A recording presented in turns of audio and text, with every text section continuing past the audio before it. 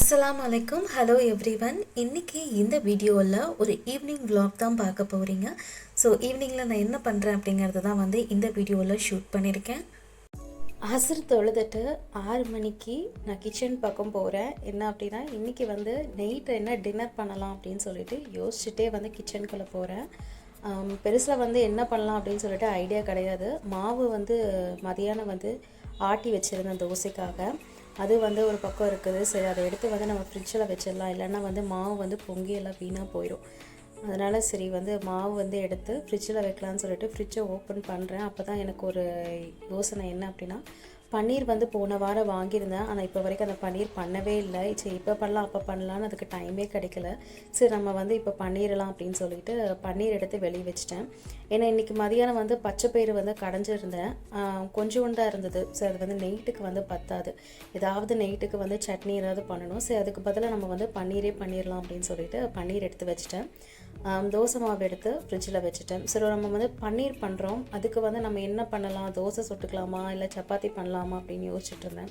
சரி, சப்பாத்தி பண்ணி ஒரு வாரத்துக்கு மேலே ஆகுது. ஏன்னா அரௌண்ட் தோசை பணியாரம் அப்படின்னு சொல்லிட்டு அதுவே போயிட்டே இருந்தது.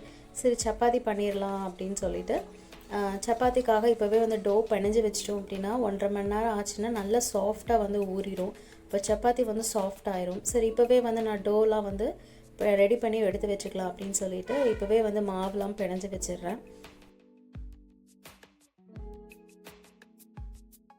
கோதுமை மாவு போட்டக்கப்புறம் அதுக்கு தேவையான உப்பு போட்டு அந்த உப்பு எல்லா இடத்துலையுமே ஸ்ப்ரெட் ஆகுற மாதிரி ஃபர்ஸ்ட் கலந்து எடுத்துக்கிறேன். கலந்து எடுத்ததுக்கப்புறம் அதில் 1.5 டீஸ்பூன் அளவுக்கு எண்ணெய் போட்டுக்குவேன். இது ஒரு சின்ன டிப்ஸ் தான். என்ன அப்படின்னா, என்னோடய அம்மா சொல்லியிருக்காங்க, எண்ணெய் போட்டு ஒன்ஸ் நம்ம மிக்ஸ் பண்ணிட்டோம் அப்படின்னா கொஞ்சம் சாஃப்டாக இருக்கும் அப்படின்னு சொல்லிட்டு 1.5 டீஸ்பூன் அளவுக்கு மட்டும் எண்ணெய் போட்டு அந்த உப்பு எல்லாம் கலந்து விட்டக்கப்புறம் ஸ்ப்ரெட் பண்ணிக்குவேன். அதுக்கப்புறம் கொஞ்சம் கொஞ்சமாக நம்ம தண்ணி ஊற்றி நம்ம சாஃப்டான ஒரு கன்சிஸ்டன்சிக்கு நம்ம டோ எடுத்து பணிஞ்சு வச்சுக்கணும். யூஸ்வலாக எப்போவுமே சப்பாத்திக்கு மாவு பிணையும் போது தண்ணி மட்டும் பார்த்து ஊற்றுவேன். ஏன்னா ரொம்ப தண்ணி ஊற்றிட்டேன் அப்படின்னா ரொம்ப ஸ்டிக்கியாட்டம் ஆயிரும். அப்புறம் மறுபடியும் நம்ம மாவு போட்டு இது பண்ணணும். அதனால் அந்த டைம் மட்டும் கவனமாக பண்ணிக்கிறேன். இந்த மாதிரி நிறையா தடவை சொதப்பியிருப்பேன். அதுக்கப்புறம் கொஞ்சம் கொஞ்சமாக தான் கற்றுக்கிட்டு அப்புறம் கரெக்டாக எப்படிலாம் மாவு இது பண்ணணும் அப்படின்னு சொல்லிட்டு கற்றுக்கிட்டேன். ஸோ இப்போ மாவு எல்லாத்தையுமே டோலாக இது பண்ணி வச்சிட்டேன். ஸோ ஃபைனலாக என்ன பண்ணணும் அப்படின்னா, ஒரு 1.5 டீஸ்பூன் அளவுக்கு எண்ணெய் மட்டும் மேலே தடவிக்குவேன். ஏன்னா மேலே இருக்கிற அந்த லேயர் மட்டும் ஒரு மாதிரி சேஞ்ச் ஆயிரும். ஸோ காஞ்சு போயிடக்கூடாது அப்படிங்கிறதுக்காக எண்ணெய் மட்டும் மேலே சர்ஃபேஸில் அப்ளை பண்ணிக்கிறேன்.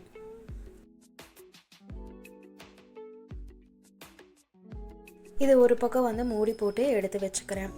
நெக்ஸ்ட் சப்பாத்திக்கு மாவெல்லாம் ரெடி ஆயிடுச்சு. மேலே ஆயில் மட்டும் க்ரீஸ் பண்ணிவிட்டு ஒரு பக்கம் மூடி போட்டு மூடி எடுத்து வச்சிட்டோன்னா நல்லா சாஃப்ட் ஆயிரும். ஒரு 1.5 மணி நேரம் நல்லா ஊறட்டும். இன்னொரு பக்கம் என்னென்னா, அசர் தொழுதுட்டு நான் அப்படியே சப்பாத்திக்கு மாவெல்லாம் பிணைஞ்சு எடுத்து வச்சிட்டேன். நான் எதுவுமே சாப்பிடவே இல்லை, பால் கூட சாப்பிடலை. ஸோ கொஞ்சம் கோல்டாக இருக்கிற மாதிரியே இருந்தது. அதனால் சரி, நான் இன்றைக்கி நம்ம டீ போட்டு குடிச்சிக்கலாம் அப்படின்னு சொல்லிட்டு டீக்காக ப்ரிப்பரேஷன்லாம் பண்ணுறேன். பெருசாக டீ அப்படின்னா எனக்கு அந்த அளவுக்கு பிடிக்கவே பிடிக்காது. டீ அதிகமாக குடிக்கவே மாட்டேன் நான். எப்போயாவது எனக்கு தலைவலி அந்த மாதிரி டைம் தான் இஞ்சிலாம் போட்டு டீலாம் குடிப்பேன். ஸோ இஞ்சி இருந்தாங்கேட்டி 2 துண்டு இஞ்சியும் ஒரு ஏலக்காவும் தட்டி போட்டு டீ வச்சு குடிச்சிக்கலாம் அப்படின்னு சொல்லிட்டு அதுக்கு பண்ணுறேன். எப்பயும் எங்கள் அம்மா சொல்லுவாங்க, எனக்கு டீ குடிக்கலைன்னா எனக்கு நாளே போகாது அப்படின்லாம் சொல்லுவாங்க. ஆனால் எனக்கெலாம் அப்படி கிடையாது. டீ எனக்கு அந்த அளவுக்கு பிடிக்காது. பால் கூட எப்பயாவது எனக்கு தோணும் போது தான் பாலே குடிப்பேன். சரி, அது இல்லைன்னா அதுவும் ஸ்கிப் பண்ணிடுவேன்.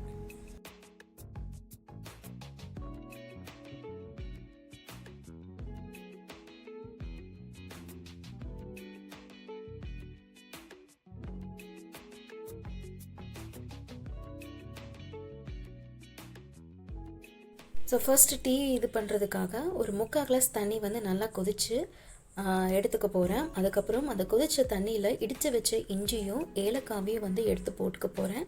அது கொஞ்சம் அது கொதிச்சக்கப்புறம் என்ன பண்ணுறேன் அப்படின்னா, 1 டீஸ்பூன் டீ தூள் இருக்குது இல்லையா, அதை எடுத்து அதை நல்லா கொதிக்க விட்டுக்க போகிறேன். ஸோ டீ தூளும் இஞ்சி ஏலக்காய் இதெல்லாம் நல்லா கொதிச்சக்கப்புறம் கரும்பு சக்கரை வந்து யூஸ் பண்ணிக்கிட்டு இருக்கேன் இப்போல்லாம்.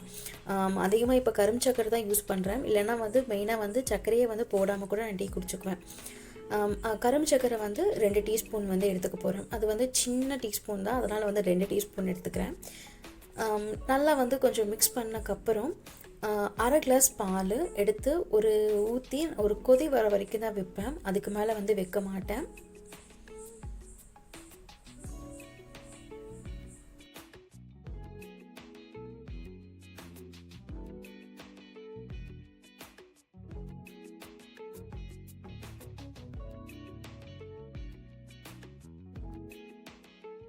ஸோ டீ ரெடி ஆயிடுச்சு. டீலாம் வந்து குடித்தக்கப்புறம் தான் அதுக்கப்புறம் வந்து பன்னீர் பட்டர் மசாலாவுக்கு தேவையான ப்ரிப்பரேஷன்ஸ்லாம் பண்ணணும். கரெக்டாக எனக்கு வந்து டைம் கரெக்டாக இருக்கும். ஏன்னா இது எல்லாமே வந்து ஒரு 8:30க்குள்ளே நான் வந்து பண்ணி ஆகணும். அதுக்கு முன்னாடி மஹ்ரிப் தொழுதணும். மஹ்ரிப் தொழுதுக்கப்புறம் வந்து கொஞ்சம் டைம் தான் இருக்கும். டக்குன்னு வந்து எனக்கு இஷா பாங்கோ சொல்லிடுவாங்க. ஸோ இஷா தொழுகணும். அதுக்கு முன்னாடி நான் இந்த டின்னர்லாம் வந்து நான் பண்ணி வச்சிட்டேன் அப்படின்னா எனக்கு வந்து கரெக்டாக வந்து டைம் கரெக்டாக இருக்கும். 6 மணிக்கு வந்த கிச்சனுக்குள்ளே வந்தேன்னா எப்படியோ அது வேலையெல்லாம் முடிக்கிறதுக்கு 8:45 பக்கம் ஆயிரும் சில நேரத்துலலாம். ஸோ இப்போ வந்து பன்னீர் பட்டர் மசாலாவுக்கு தேவையான ப்ரிப்பரேஷன்ஸ் என்ன அப்படின்னா, ஒரு 2 வெங்காயம், ஒரு பெரிய வெங்காயம் 2, ஒரு குட்டி வெங்காயம், அதுக்கப்புறம் தக்காளி 2. ஸோ பெருசாக வந்து அதிகமாக வந்து இது பண்ணலை. ஸோ கொஞ்சோண்டு மட்டும் பண்ணிக்கலாம் அப்படின்னு சொல்லிட்டு தக்காளி, வெங்காயம் வந்து அதிகமாக எடுத்துக்கிட்டேன். தக்காளி வந்து கொஞ்சம் கம்மியாக, ஏன்னா தக்காளி வந்து சில நேரத்தில் அதிகமாக போட்டோம் அப்படின்னா புளிப்பாக இருக்கும். அதை அவாய்ட் பண்ணுறதுக்காக வந்து தக்காளி வந்து கொஞ்சம் வந்து கம்மியாகவே வந்து எடுத்துக்க போகிறேன்.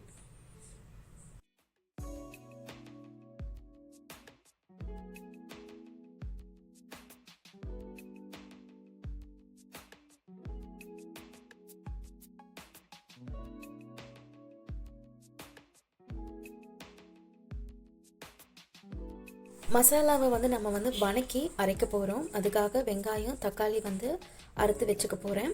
அறுத்து வச்சக்கப்புறம் ஒரு 6லேருந்து ஒரு 7 பல் முந்திரியும் வந்து எடுத்து நம்ம வந்து வணக்கி நம்ம அரைக்க போகிறோம் சேர்த்து. ஸோ ஃபர்ஸ்ட் நம்ம என்ன பண்ணுறோம் அப்படின்னா, ஒரு அடுப்பில் வந்து ஒரு சின்னதாக வந்து ஒரு கடாயை வச்சுக்கிறேன்.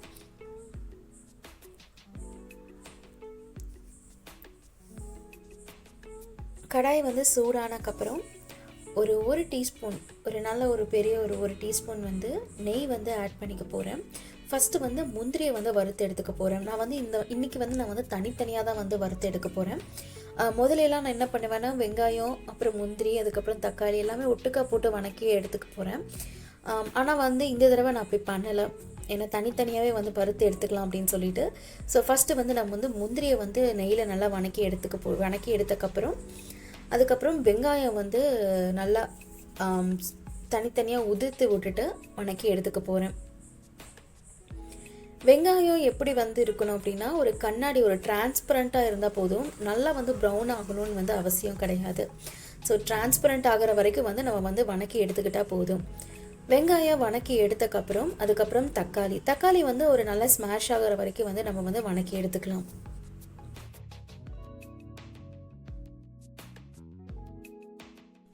ஸோ அதே கடாயில் மறுபடியும் 1 டீஸ்பூன் அளவுக்கு வந்து நெய் விட்டுட்டு இப்போ வந்து தக்காளியை வந்து நம்ம வணக்கி எடுத்துக்க போகிறோம். இப்போ நான் வணக்கும் போது எந்த உப்புமே வந்து சேர்த்தவே இல்லை. நான் ஜஸ்ட் வந்து அதை மட்டும் தான் வந்து வணக்கி எடுத்துக்க போகிறேன். தக்காளி வந்து நல்லா வந்து மசிகிற அளவுக்கு வந்து நான் வந்து வணக்கி எடுத்துக்க போகிறேன். கொஞ்சம் வந்து தக்காளி சீக்கிரமாக மசியணும் அப்படின்னா கொஞ்சம் வந்து மூடி நம்ம கொஞ்சம் நேரம் வந்து வேக வச்சோம் அப்படின்னா சீக்கிரமாக வந்து மசிஞ்சிரும். ஏன்னா நான் வந்து நீட்டமாக சன்னமாக தான் அறுத்துருக்கேன். சீக்கிரமாக வந்து வெந்துடும். ஒரு 2 செகண்ட்ஸ்க்கு அப்புறம் நம்ம எடுத்து பார்த்து கொஞ்சம் நல்லா வந்து கரண்டி வச்சு நல்லா கொத்தி விட்டுட்டு நம்ம இது பண்ணோம் அப்படின்னா சீக்கிரமாக வந்து தக்காளி வந்து வெந்துடும். தக்காளி நல்லா வெந்துருச்சு. அதுக்கப்புறம் நம்ம வந்து பிளேட்டுக்கு வந்து சேஞ்ச் பண்ணிக்கலாம். இது ஃபுல்லாமே வந்து நல்லா வந்து ஆறணும். ஏன்னா ஆறினக்கப்புறம் தான் நம்ம வந்து மிக்சியில் போட்டு அரைக்க முடியும். இது நல்லா வந்து ஆற வச்சுக்க போகிறேன். அதுக்கு சைட் பை சைட் நான் வந்து மஹ்ரிப் வந்து வாங்க சொல்லிட்டாங்க. மஹ்ரிப் வந்து தொழுதுட்டு நான் வந்துக்க போகிறேன். ஸோ மஹ்ரிப் தொழுதுட்டு நான் வந்தக்கப்புறம் ஃபஸ்ட்டு வந்து நான் என்ன பண்ண போகிறேன்னா கொஞ்சமாக வந்து அரைச்சிக்க போகிறேன். ஃபஸ்ட்டு வந்து ஜாரில் வந்து வெங்காயம், அதுக்கப்புறம் வந்து கேஷ்யூ நட், முந்திரி இது ரெண்டும் போட்டு ஃபஸ்ட்டு வந்து நான் வந்து மிக்சியில் வந்து நல்லா அரைச்சிக்க போகிறேன். இந்த அரைக்கும் போது நான் ஒரு மிஸ்டேக் என்ன பண்ணுவேன் அப்படின்னா, ஃபஸ்ட்டு வந்து எல்லாத்தையுமே வந்து ஒட்டுக்கா போட்டு வணக்கி ஒட்டுக்கா வந்து அரைச்சி எடுத்துக்கலாம் அப்படின்னு சொல்லிட்டு இது பண்ணும்போது என்ன பண்ணுவேன்னா, சில இடத்துல வந்து வெங்காயம் வந்து நல்லாவே வந்து அரைப்படாது, அங்கங்கே வந்து நின்றுக்கும். அந்த ஒரு இதனால தான் வந்து இந்த தடவை வந்து நான் வந்து தனித்தனியாக வந்து வணக்கி எடுத்துக்க போகிறேன். ஏன்னா வந்து நல்லா வந்து பேஸ்ட்டாக மையாக ஆனக்கப்புறம் தான் வந்து அது பன்னீர் பட்டர் மசாலாவுக்கு வந்து நல்லாயிருக்கும். அங்கங்கே வந்து அரைப்படாமல் அங்கே நின்றுச்சு அப்படின்னா அது பார்க்குறதுக்கே வந்து நல்லா இருக்காது. ஸோ அதனால தான் இந்த தடவை வந்து தனித்தனியாக வந்து நான் வணக்கி அரைச்சிக்க போகிறேன். வெங்காயம், முந்திரி இது நல்லா அரைஞ்சக்கப்புறம் தக்காளி வந்து அரைச்சி எடுத்துக்க போகிறேன்.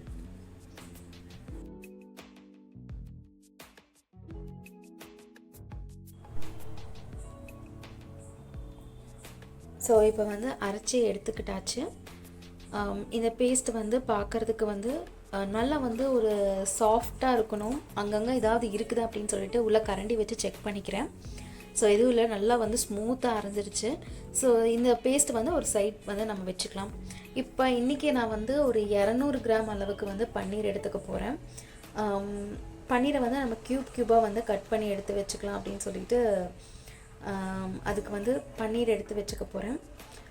பன்னீர் வந்து முன்னாடிலாம் வந்து குட்டி குட்டி பீஸ் தான் போடுவேன். அது வந்து கொஞ்சம் நம்ம அதை எடுத்து கலரும் போது என்ன ஆயிரும் அப்படின்னா, சில இடத்துல வந்து ரொம்ப உடஞ்சி போகிற மாதிரி ஆயிரும். அதனால் இன்றைக்கி வந்து ரெஸ்டாரண்ட்டில் வந்து எப்படி பெருசு பெருசாக வந்து க்யூப்ஸாக கொடுப்பாங்களோ அதே மாதிரி வந்து பெரிய பீஸா வந்து எடுத்துக்க போகிறேன். சேம் கடாயிலேயே மறுபடியும் 2 டீஸ்பூன் அளவுக்கு நெய் விட்டுக்க போகிறேன்.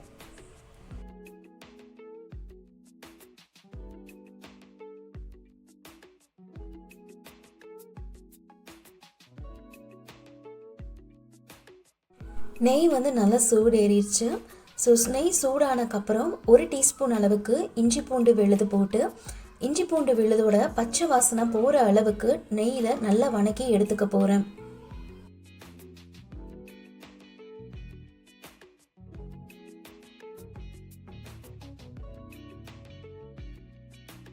இஞ்சி பூண்டோடைய பச்சை வாசனை போனதுக்கப்புறம் அரைச்சி வச்சிருக்கிற வெங்காயம், தக்காளி, இந்த கேஷ்யூ நட், இந்த பேஸ்ட் எல்லாத்தையுமே வந்து கடாயில் போட்டு நல்லா மிக்ஸ் பண்ணி எடுத்துக்க போகிறேன். ஜாரில் இருக்கிற எக்ஸஸாக இருக்கிற அந்த பேஸ்ட் வந்து தண்ணி விட்டு, கொஞ்சோண்டு தண்ணி விட்டு அது எல்லாத்தையுமே வந்து நம்ம க்ளீன் பண்ணி ஒட்டுக்கா வந்து நம்ம இந்த இதிலே போட்டுடலாம். கொஞ்சம் நல்லா வந்து மிக்ஸ் பண்ணி எடுத்துக்க போகிறேன்.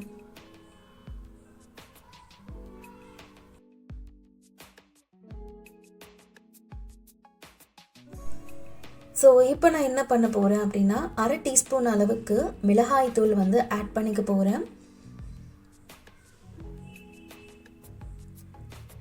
அதுக்கப்புறம் 1/2 டீஸ்பூன் அளவுக்கு கரம் மசாலாவும் தேவையான அளவு உப்பும் போட்டு நல்லா வந்து அந்த மசாலாவில் நல்லா மிக்ஸ் பண்ணி எடுத்துக்க போகிறோம்.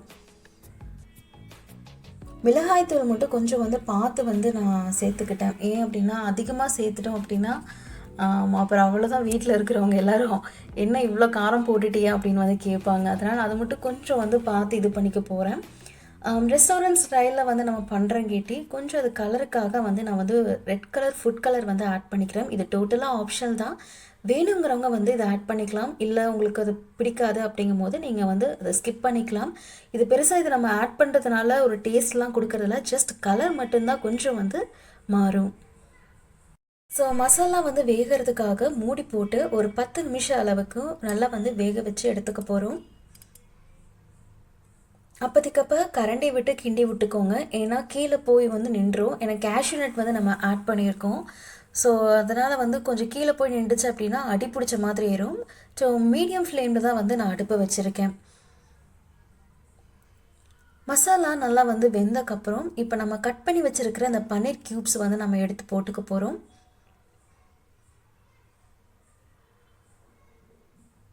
பன்னீர் நம்ம போட்டக்கப்புறம் ரொம்ப வந்து மிக்ஸ் பண்ணக்கூடாது. கீழே வந்து ஜஸ்ட் நம்ம கரண்டி வச்சு கொஞ்சம் வந்து தள்ளி விட்டால் மட்டும் போதும்.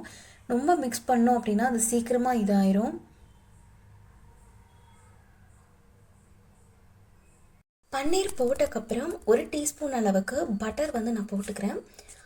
நான் வந்து இன்றைக்கி நான் யூஸ் பண்ணது வந்து சால்டட் பட்டர் தான்.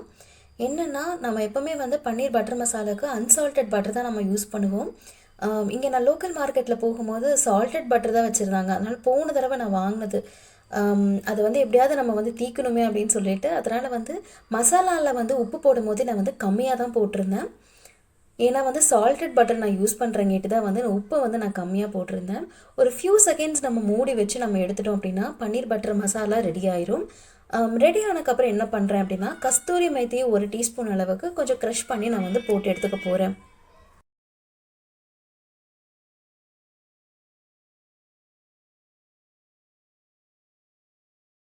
ஸ்லைட்டாக கொஞ்சம் மிக்ஸ் பண்ணக்கப்புறம் நான் என்ன பண்ண போகிறேன் அப்படின்னா, ஃப்ரெஷ் க்ரீம் வந்து ஆட் பண்ணிக்க போகிறேன். ஒரு 1 டீஸ்பூன் அளவுக்கு ஆட் பண்ணிக்க போகிறேன். ஸோ என்ன அப்படின்னா, ஃப்ரெஷ் க்ரீம் வந்து ஃப்ரிட்ஜில் வச்சுருந்தேன். அது எடுத்து வைக்கிறதுக்கு வந்து நான் மறந்துட்டேன். பார்த்தா ரொம்ப கெட்டியாயிடுச்சு. நான் ஓப்பன் பண்ணி பார்க்கும்போது தான் எனக்கே தெரியுது. சரி, பன்னீர் எடுத்து வைக்கும்போது அதை எடுத்து வச்சுருந்தோம்னா அது கொஞ்சம் கரெக்டாக இருந்திருக்கும். ஸோ பன்னீர் பட்டர் மசாலா வந்து ரெடி ஆயிடுச்சு. இன்னொரு பக்கம் வந்து சப்பாத்தி வந்து நல்லா சாஃப்டாக வந்து இதாகிடுச்சு. ஸோ ஃபைனலி என்ன பண்ணுறேன்னா, ஆயில் கவர் இருந்தது. ஸோ அந்த ஆயிலெலாம் இருந்தங்காட்டி அது வந்து ஜஸ்ட் அது பேக்கெட் மட்டும் வந்து 2 பக்கம் வந்து கிழிச்சிட்டு, அந்த மாவில் மட்டும் அந்த ஆயில் எக்ஸஸ் இருக்கிற ஆயிலெலாம் வந்து கவரில் இருக்கிறதெல்லாம் மாவில் வந்து எடுத்துக்க போகிறேன்.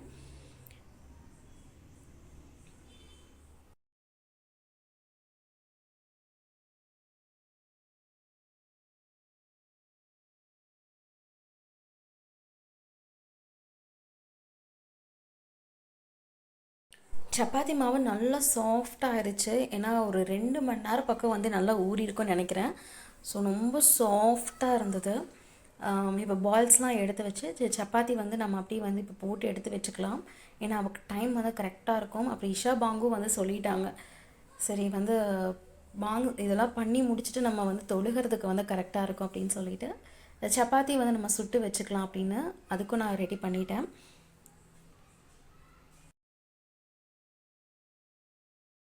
நெக்ஸ்ட் வந்து மீடியம் சைஸில் பால் மட்டும் இது பண்ணிவிட்டு, சப்பாத்தி நம்ம சின்னதாக போடுறதா அதுக்கு சின்னது, கொஞ்சம் நான் வந்து பெருசாக தான் போடுவேன் சப்பாத்தி எப்போவுமே.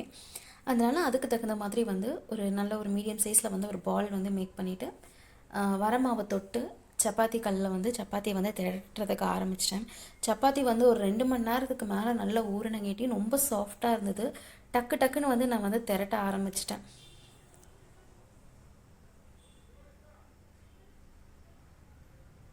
முதல்ல கல்யாணத்துக்கு முன்னாடி சப்பாத்தி அப்படின்னு எடுத்துக்கிட்டோன்னா, மாவு பிணையிறதுக்குலாம் எனக்கு பெருசாக தெரியவே தெரியாது. எங்கள் அம்மா மாவு பிணைஞ்சு வச்சுருவாங்க. ஸோ திரட்டுறதுக்கு மட்டும் என்னை கூப்பிடுவாங்க. நான் திரட்டி எடுத்து கொடுப்பேன். கல்யாணத்துக்கு அப்புறம் தான் வந்து இந்த மாவு நானே பிணைஞ்சு, நானே வந்து திரட்டி, நானே சுட்டு, இதெல்லாமே வந்து கல்யாணத்துக்கு அப்புறம் தான் வந்து இதெல்லாம் வந்து நான் கற்றுக்கிட்டதே. ஸோ முன்னாடியே வந்து எனக்கு நல்லா திரட்ட தெரியும். திரட்டவெல்லாம் வரும்.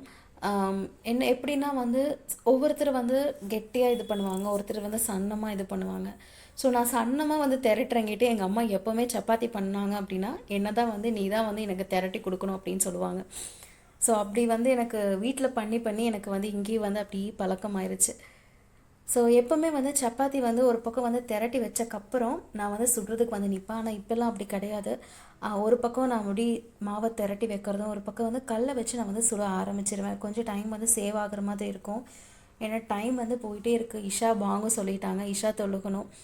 ஸோ கரெக்டாக இஷா தொழுதுட்டு வரும்போது என்னுடைய ஹஸ்பண்ட் வீட்டுக்குள்ளே என்ட்ரு ஆகுவார். அப்புறம் அவருக்கு வந்து டின்னர்லாம் வைக்கிறதுக்கு வந்து கரெக்டாகிடும்.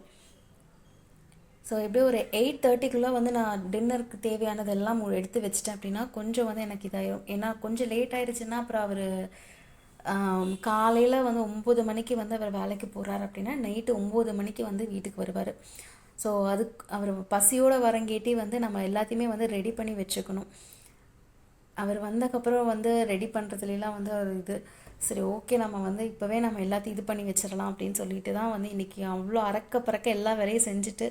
ஸோ இன்றைக்கி வந்து ரொம்ப டயர்டாக இருந்தது. வேலையெல்லாம் செஞ்சுட்டு இன்றைக்கி மாவுலாம் ஆட்டினங்கேட்டி ரொம்ப டயர்டு இருந்தாலும் வந்து சரி ஓகே நம்ம பண்ணிடலாம் அப்படின்னு சொல்லிட்டு ஸோ சப்பாத்தி வந்து எண்ணெய் போடாமல் வந்து சுட்டு எடுத்துக்க போகிறோம். இப்போலாம் வந்து எண்ணெயே வந்து சப்பாத்திக்கு போடுறதே கிடையாது. ஸோ எண்ணெய் போடாமல் நல்லா வந்து சுட்டு எடுத்துட்டா நல்லா சாஃப்டியாக இருக்கும். காலையில் கூட வச்சா கூட நல்லா வந்து சாஃப்டாக இருக்கும். ஸோ எல்லாத்தையுமே வந்து நான் வந்து சப்பாத்தி வந்து சுட்டு எடுத்து வச்சுக்க போகிறேன். கரெக்டாக வந்து டைம் 8:30 ஆயிடுச்சு. ஸோ இஷா தொழுதுட்டு அவன் என்னுடைய ஹஸ்பண்ட் வர்றதுக்கு வந்து கரெக்டாக இருக்கும் டைமு. ஸோ இன்றைக்கோட விலாக் உங்களுக்கு பிடிச்சிருந்தது அப்படின்னா லைக் பண்ணுங்கள், ஷேர் பண்ணுங்கள்.